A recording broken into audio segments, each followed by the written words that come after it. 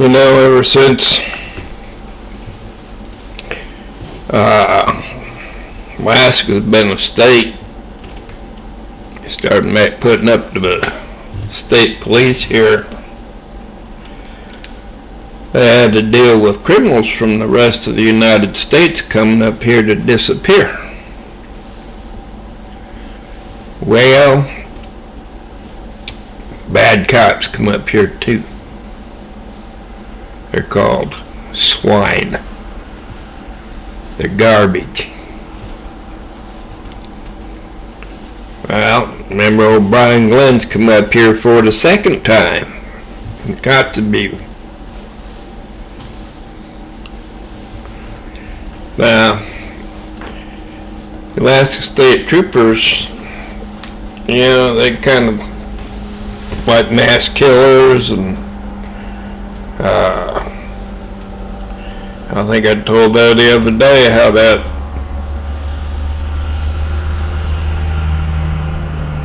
mass killer up there in Anchorage here was going after the women there. But he only done 3 of the rest of them was all done by the Alaska State Troopers and blamed on him. Shit. So,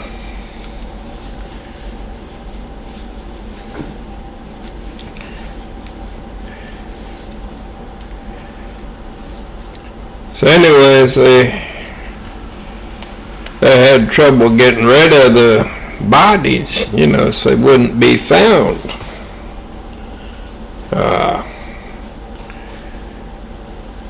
Storing them. What they did with a lot of them, they just load them on the boats there and take them up the mouth of the river on outgoing tide there and feed them all to the sharks. And there's, of course, there's the ones that they had a little extra, I don't like you involved in there, you know, just feed them in there alive. It don't matter, the sharks take care of them.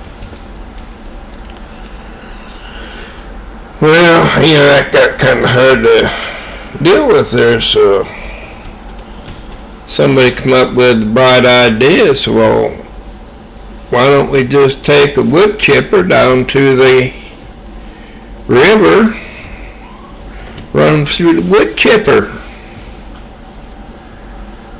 The ones we don't like, we can run them through alive. Head feaster, feet first. Yeah. So they tried that out, and that worked pretty good. Well, the Alaska State Troopers taught the state of Alaska into buying them, like, I guess 100 wood chippers. And they made little changes to them there, like they put a little clutch on the V-belt. They put extra pulley on the V-belt drive with a clutch on it, and they run a pressure washer off that, so they get done with it. Why, they get all the guts and bone chips and shit out of the works. So then they got these here, and they put them around the state. And what they'd do is they'd take around these villages, say, okay, well, you can use this, and we'll just store it there in your village, and then we'll bring our stuff down and dispose of our stuff down here. Okay. So that's how Kotzebue got theirs. Well, you remember a few years back where they found these bodies on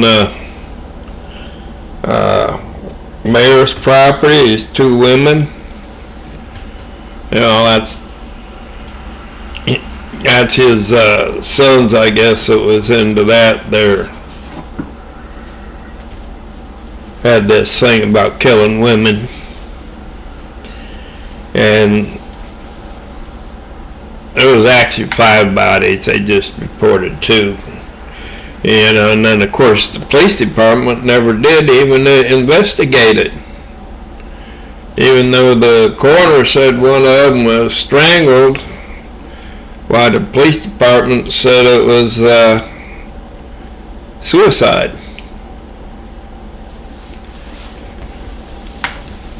So,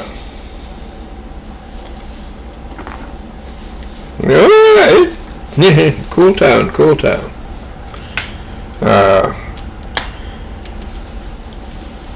So they got this thing down there, but man, most of these guys ain't got the guts to run it.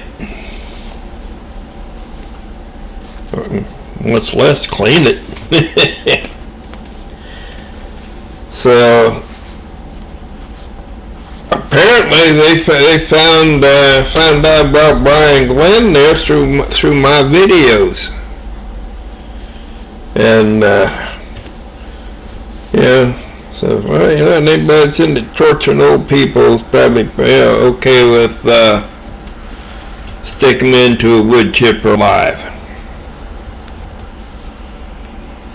So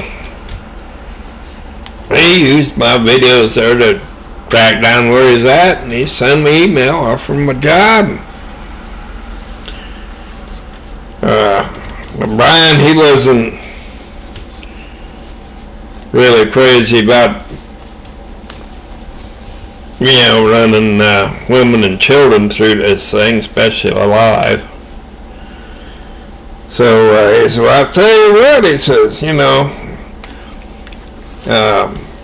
my little brother, he'll do it. All you gotta do is just not make him take his shirt off. He'd get kind of embarrassed about that. That's okay, he's in. So he goes and does the live ones and the children and women.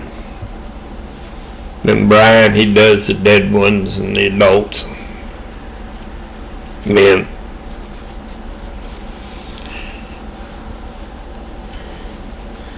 So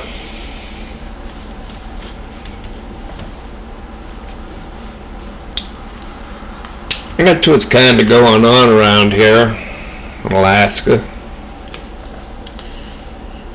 Sounds pretty crazy, don't it? Yeah. Well, you know what? And they sit there and let me, they're stupid enough to sit there and let me record them. Like Brian Glenn, he's sitting there saying, well, the state statute says I got to send him to the hospital, because can't move his legs and he's bleeding. And his supervisor says, it's just a friggin' nosebleed.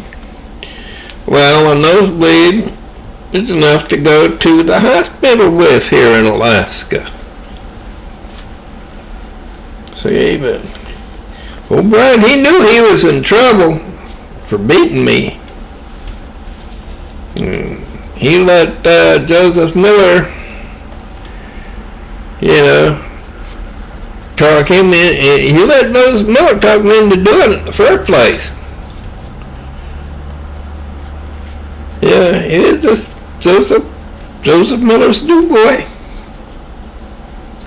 Brian Glenn's going to pay for it. Well, Joseph Miller, he's paying already too. He out there, he sick the dog on to some guy, 300 and some stitches. A lot of them's in his face. Yeah. That's the guy, the trainer for Brian Glenn. So Brian Glenn, well trained. He fit in good in Kotzebue. Yes, sirree. That's right, you elderly and children, little girls, little boys, and Kotzebue. Yeah. You better start bringing in some wheelchairs. Because that's what he likes to do, is put people in wheelchairs. And of course, if you resist, well, then he gets to shoot you. Then everybody say, yeah, next time, don't do it where it's in the newspapers, guys.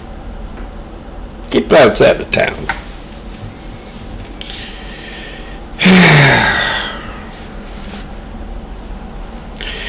Yeah, now what town you're going to hire a cop for your town? It's a guy with a gun.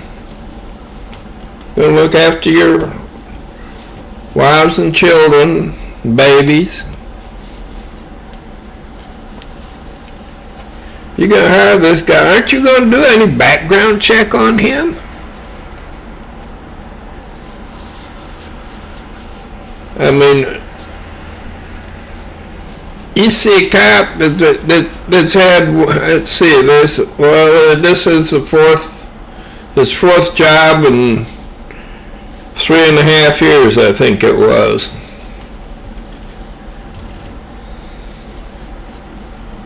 We call it fourth job in 4 years. Give him the benefit of the doubt. Fourth job in 4 years, what does that tell you? That tells you you don't want him for a cop in your town. Now, I will give him credit for one thing, as long as he's held a job, it's a cop.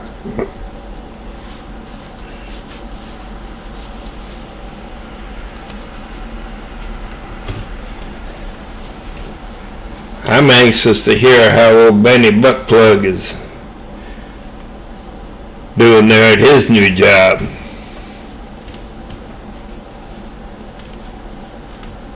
Would have been a whole lot better, just going through the police training. And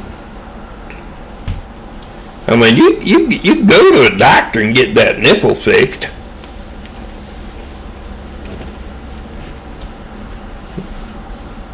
People have birth defects.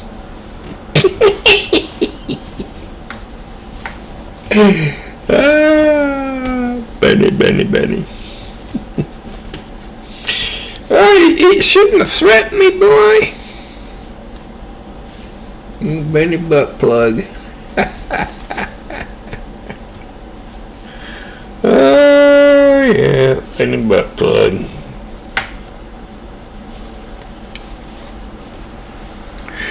Well, y'all take it easy. Have a nice one. Bye.